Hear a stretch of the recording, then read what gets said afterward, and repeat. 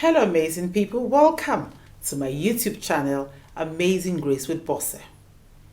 Rape and sexual violence on women and children has become a serious problem of epidemic proportion, and this is despite the increase in awareness and outcry of individuals, organizations and even the government.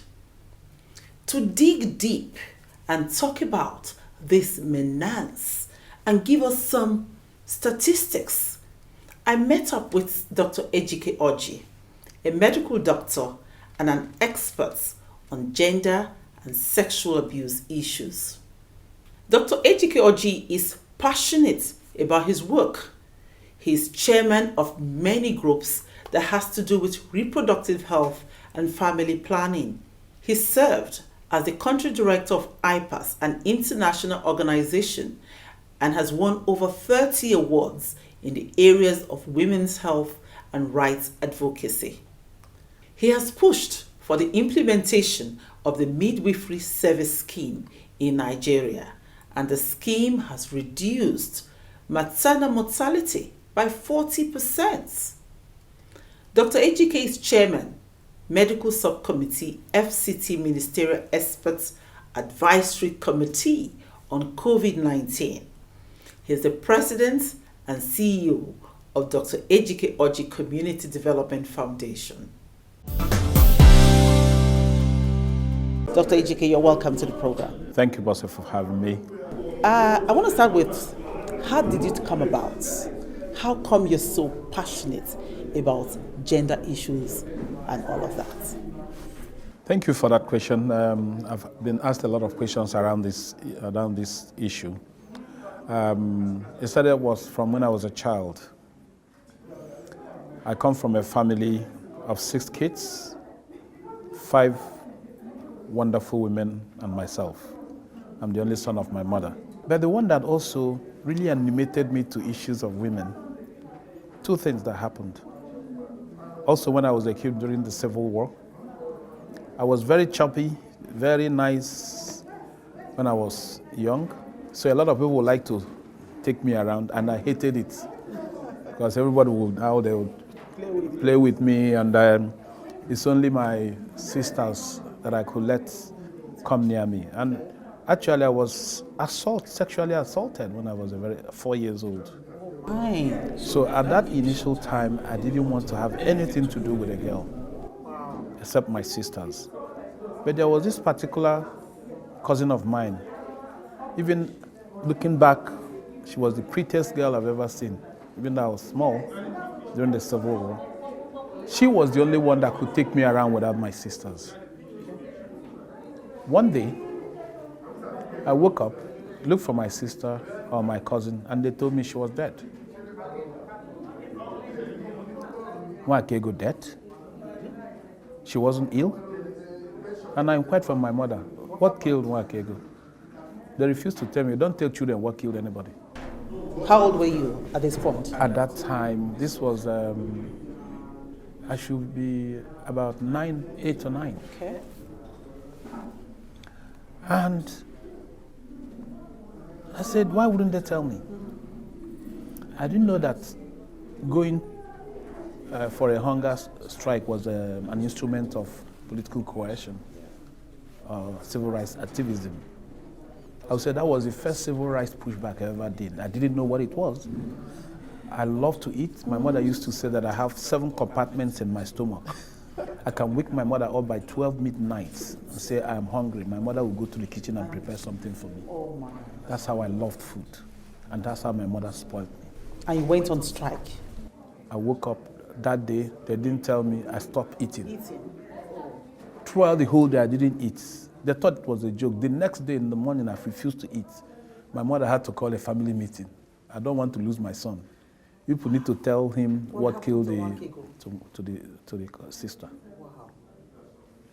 My father now called everybody and said, this little tweet, I don't know what he will be in the future. They now told me that Nwakego died because she was trying to terminate a pregnancy she did not want. Oh. What does that mean? Complication of unsafe abortion. Didn't make any meaning to me. I said, is that why? So people die one day. I promptly forgot about it. Not until 1979, when I was doing my gynecological posting in the university, that I now found out what killed Makego, how she died. Immediately I walked into the ward, the female ward. I now saw a young woman who had renal failure, kidney failure. And what was the cause? She has had a botched abortion. Wow. And then when you have a botched abortion, two things happen. The person will be bleeding, infection will be increasing, and those two things are very dangerous to the kidneys. The kidneys are very sensitive to them. So their route of exit is usually kidney failure. Wow. That girl eventually died because at that time we didn't have kidney function machines. From that day, I swore that no girl that I know will ever die from complications of abortion. What informed you? That defined your career path? my career path. Okay. You said that you were sexually abused at 4. Did your parents know about it? My mother knew about it, and it was one of her house girls. My mother was a great seamstress. It was one of the young ladies that are learning an apprentice with your mom. Yes. So how was that handled then? She threw her out of the office, out of the house. Okay. Told her never to come back. So, but the good thing is that that's why love encompasses everything.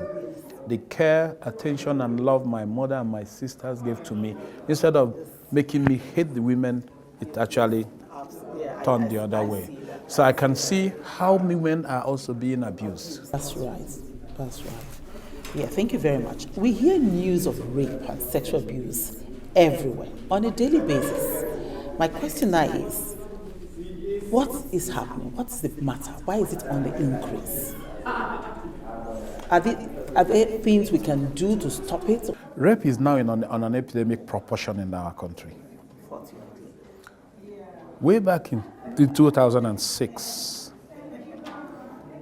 I was programming in about 19 states as the country director of IPAS. And in 1 month, I decided to go across the country, a 2 weeks period, to see what is actually going on in the program sites.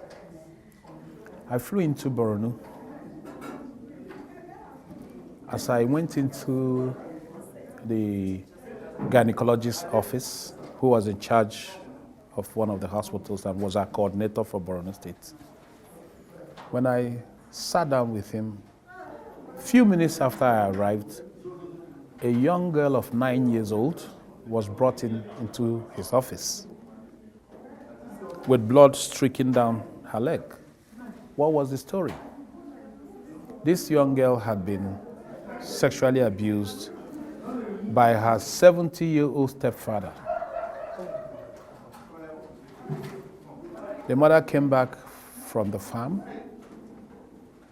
and saw the girl fidgeting when she was having her bath. And she, mothers now was scolding her, "What is it? Come on, have your bath." Until the woman now saw blood.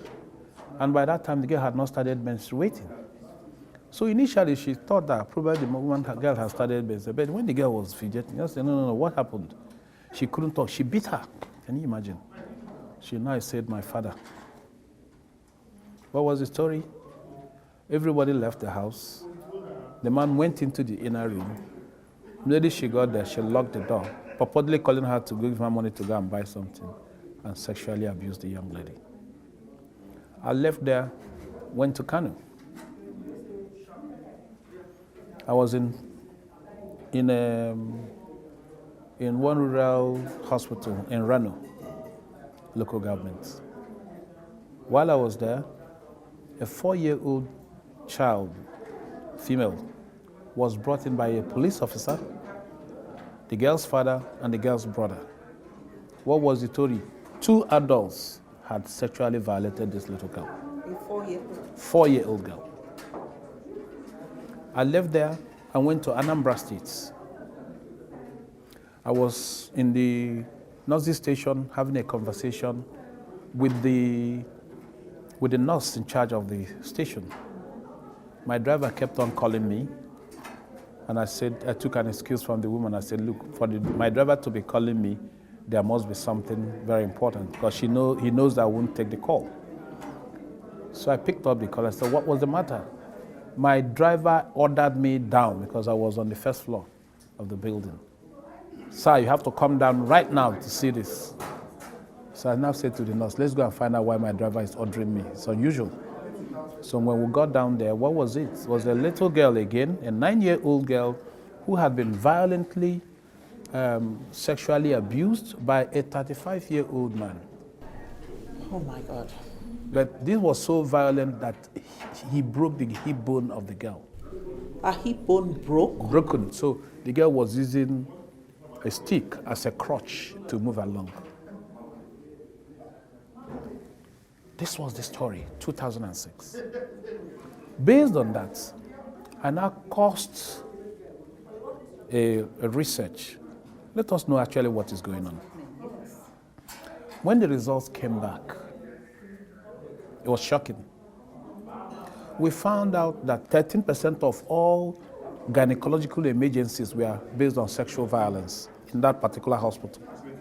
When we now analyzed the data, we found out that 45% of all those cases, in terms of demographics, were below the age of 9. Children. When we further analyzed that 45% that was below the age of 9, 80% was below the age of 3. Oh my God. 2006. Wow. That is why Ejikoji decided that we must make sure that we bring violence against persons prohibition bill to the National Assembly. It took us 7 years, 7 good years to get it passed. Has it been domesticated in all the states in the country? It has not been. What's the problem? Same pushbacks by some state governors. But why would that be? That is how they are looking at women-related issues in the country. Even children? Children. So this will show you the extent of what's going on in the country. Now, recently, there's an upsurge for 2 reasons. I keep shouting. In 2005, I put together a presentation I called The Paradox of Our Times, Why We Must Act Now. And that was population driven. Do we have the statistics of people who are prosecuted in the court of law if they are found, before they are found guilty, for example, they are suspects? What are the conviction rates? Do we have the statistics? Very low. In fact, the reason is simple. Remember that I mentioned we had to change the law on rape. The criminal justice system that looked at issues of rape, it would take the eye, an elephant passing through the eye of a needle for you to be able to convict person. Because they, first of all, most criminal cases, you have to prove it beyond reasonable doubt. That's correct.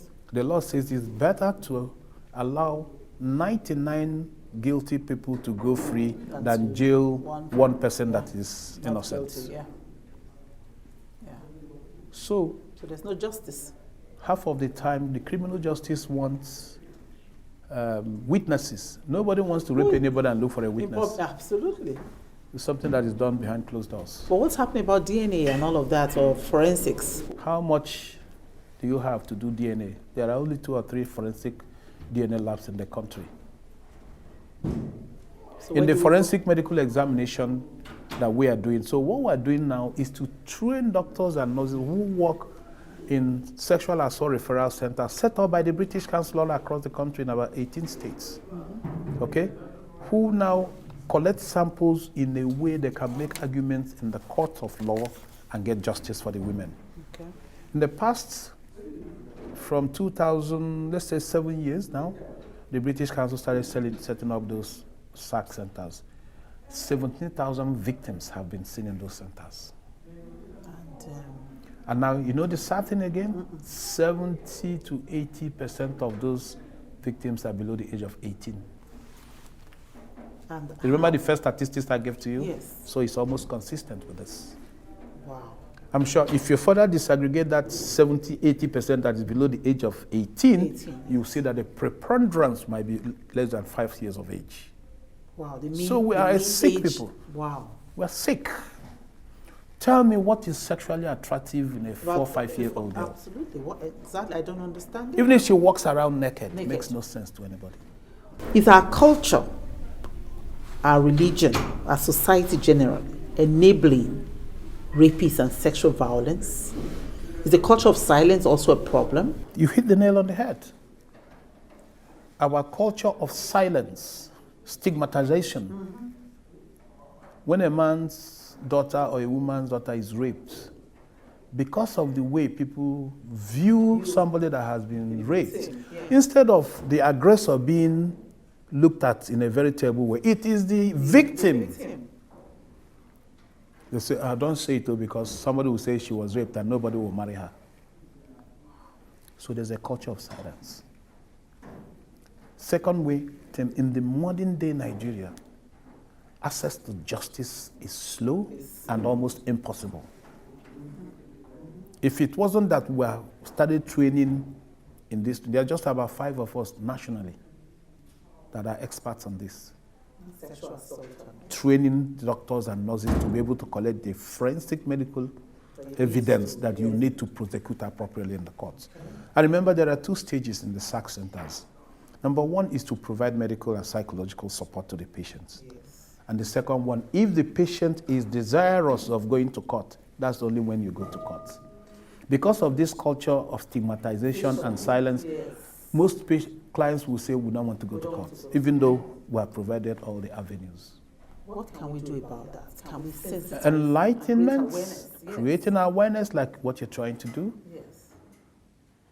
Because in the VAT Act, some of us made sure that it's not just putting the assailant away. It's 20 years to life if it's a minor and 14 years to life if it's an adult. Yes. Depending on the mood of the judge that you meet and the severity of what you have done. But the important thing here is we also there must be a succor to the woman. So there are benefits that should accrue to the woman because she suffered untold hardship. Wow. It's been such a pleasure. You've given us so much information, and I hope all of us, all those listening, have taken a thing or two from this. For the work that you do. I mean, you're a feminist to the core. Like you said, a feminist. Knickers. I appreciate you taking time to talk with us. Thank you so much. Thank you. The statistics are scary and the situation is bad. The takeaway here is that nobody is spared, not even toddlers. So we all need to be vigilant and mind the people we keep around our children. We also need to stop shaming and stigmatizing victims of sexual abuse and encourage victims to speak up. There's need for us to work together to create awareness of this menace and hope that the authorities and agencies of government in charge will ensure that those found guilty are given the maximum punishment to serve as deterrents to others. That's the show for today. Please like, share, and subscribe. Thank you very much for watching. Until I come your way again, please stay safe.